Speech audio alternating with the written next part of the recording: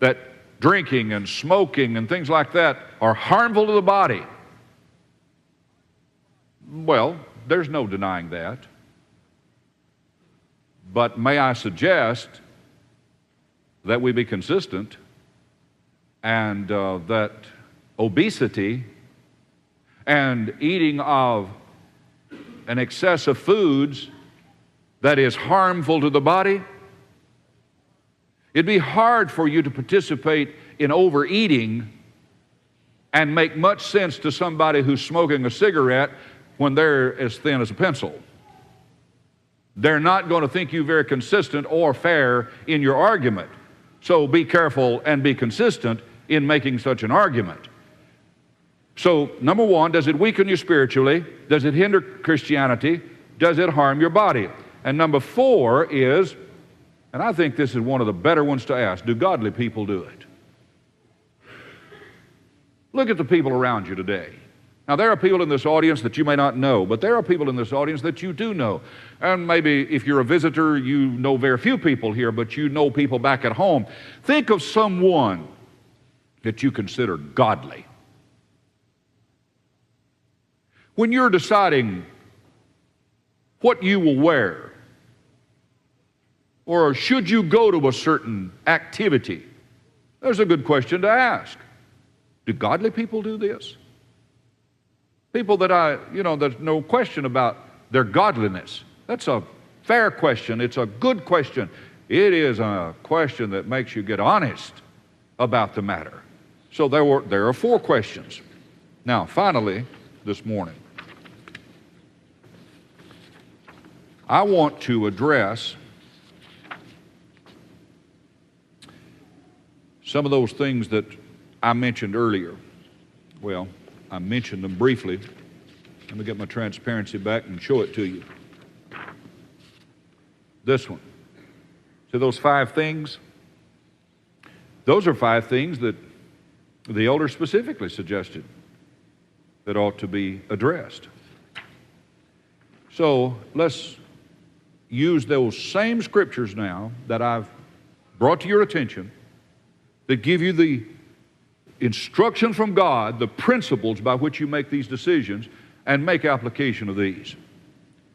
Concerning the matter of petting, I said last Sunday night, some call it making out, some call it smooching, just each generation has their own terminology for it.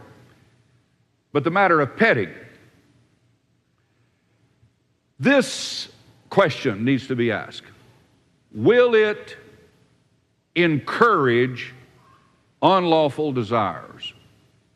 Okay, now I've got to be a little bit specific here. Boy kisses girl. Does boy do wrong? Does girl do wrong letting him? It kind of depends on what kind of kiss it is. How long the kiss lasts. What kind of kiss? You know what I'm talking about. There are those little peach kisses. And then there's those alfalfa kind.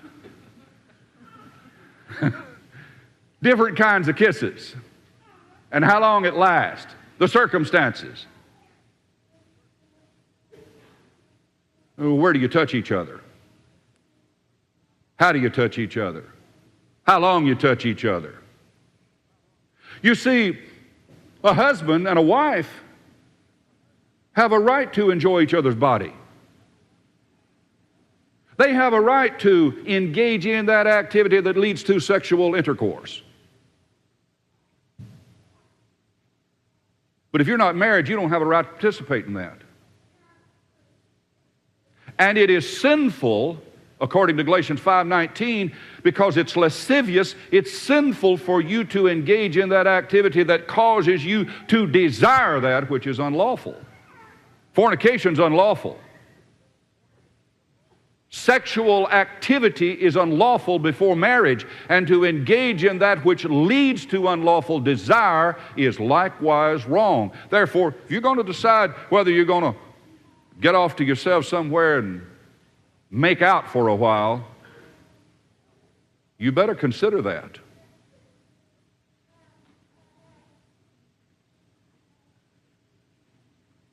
If it is an activity that causes you, are you listening, boys and girls? If it's an activity that causes you to start desiring something that you know in your heart is wrong,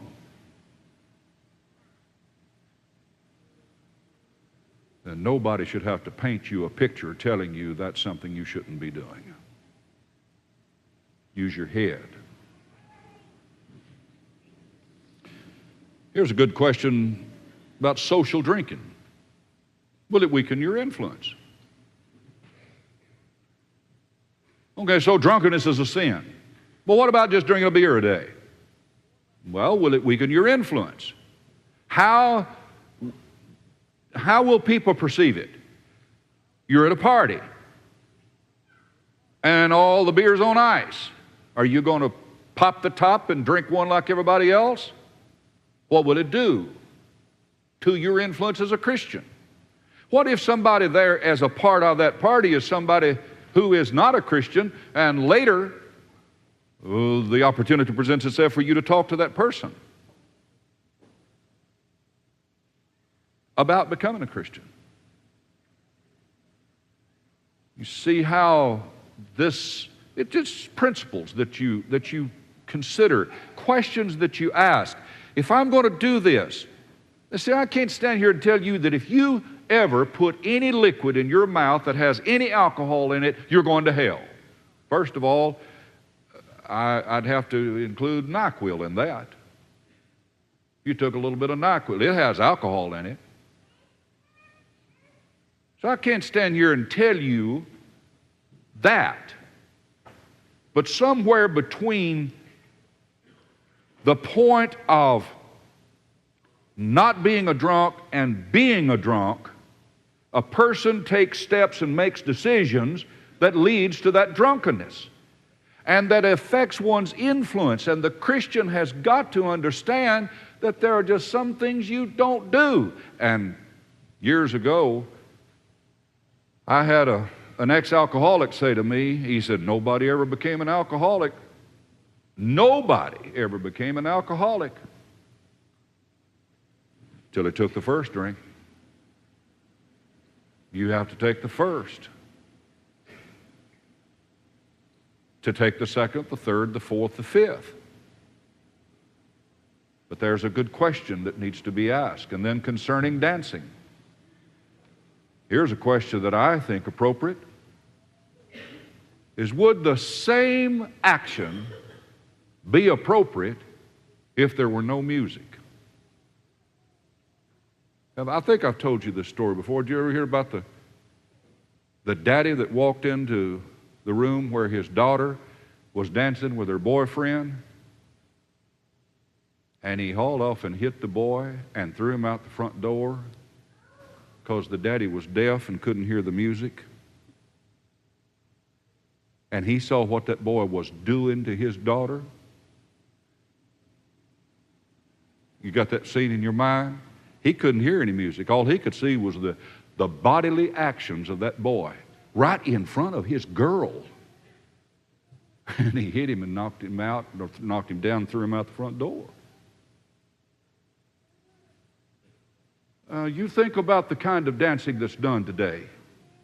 And you moms and you dads and you teenagers, you think about it. Just say, we'll turn the music off. Now let's do the same thing. We'll touch each other the same way. And even if it's just a slow dance.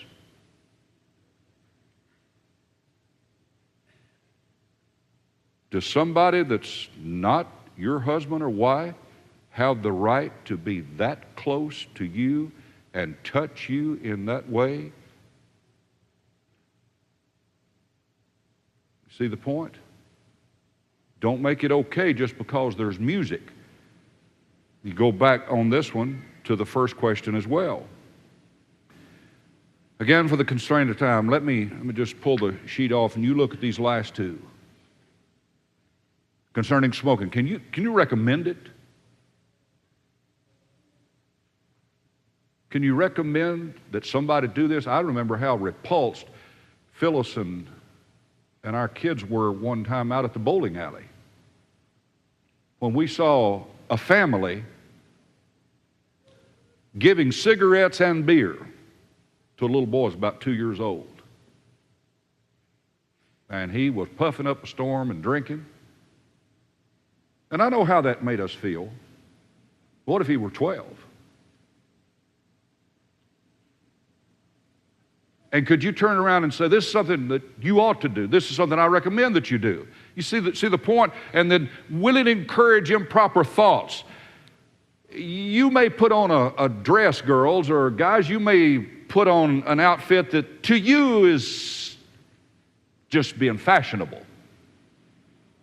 But is it going to expose a part of your body, or is it going to emphasize a part of your body in a way that will cause people that see you to have improper thoughts about you? And if you'll allow me to be personal again, I'll tell you again, as I have said about my wife before, I have a right to desire her. I have a right to look at her and think of her in an intimate way. But I don't have that right with any other woman.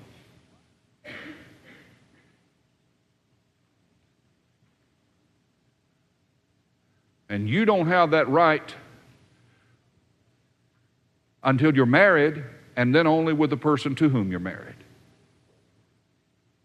And there is no escaping the fact that there is some clothing that invites, that encourages improper thoughts. So the Christian is going to have to consider that. So in summation, does it weaken you spiritually? Does it hinder Christianity? Does it harm your body? Do godly people do it? Will it encourage unlawful desires? Will it weaken your influence? Would the same action be appropriate if there were no music, as in the case of dancing? Is it something you can recommend? Don't just apply that to smoking, but is it something you can recommend? Will it encourage improper thoughts? You see, you just look at all of those questions and all of these scriptures, and I think that you have what you need to make the right decision. Let me conclude this morning by suggesting to you a lot of this has to do with how serious you are about being a Christian. It really does, just how serious you are. It's not enough to be a Christian. I mean, well, it's just wrong to be a Christian just because that's cool, because what everybody else is doing. That's wrong. A person ought to be a Christian because you're convicted that you're a sinner and that you can be saved from your sin only by Jesus Christ, the Savior. And you make a decision to live for Him as the Savior. And for whatever length of time that is, from now till either He comes or you die, you make a decision to conduct yourself in a righteous way and do what's right. When mom and dad are watching and when mom and dad are not watching. So when you're deciding whether to go to a movie or not, whether to watch a video or not, whether to do something that all your friends are doing, wear something that everybody else is wearing, drink, smoke, whatever, dance, any of those decisions that you make them with the consciousness, the awareness that I'm a Christian.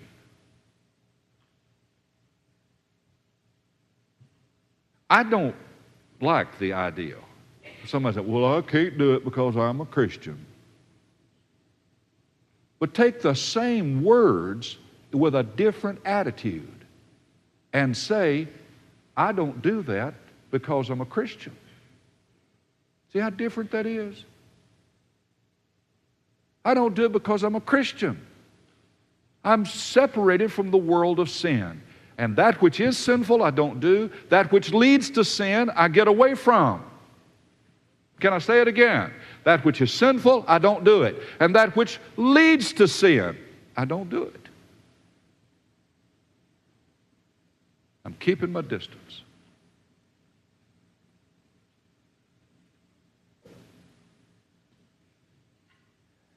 May God help you to be strong, to listen to God and young people to listen to parents. Boys and girls, your mom and dad are not fools. They're not idiots. And when they tell you you shouldn't do something, that's not because they're not wanting you to have any fun. There's a reason why they tell you that certain things are wrong and that are something you shouldn't do. Respect them. Respect their judgment. You may not understand their decision or their judgment, but respect it. And when God said, don't do these things, it wasn't because he was trying to be a spoiled sport and say, I don't want you to have any fun because you're my children. God knows what's good for us, and he knows what's bad for us. And there's a reason, a biblical reason, and the principles and teachings are in the Bible. There's a reason why faithful Christians don't go out and get drunk on Saturday night. They don't lie to their neighbors. They don't tell filthy jokes. They don't participate in the things of this world. There's a reason why Christians don't do those things. And if you're going to be a Christian, then live as a Christian. Open your song, please, to number 1.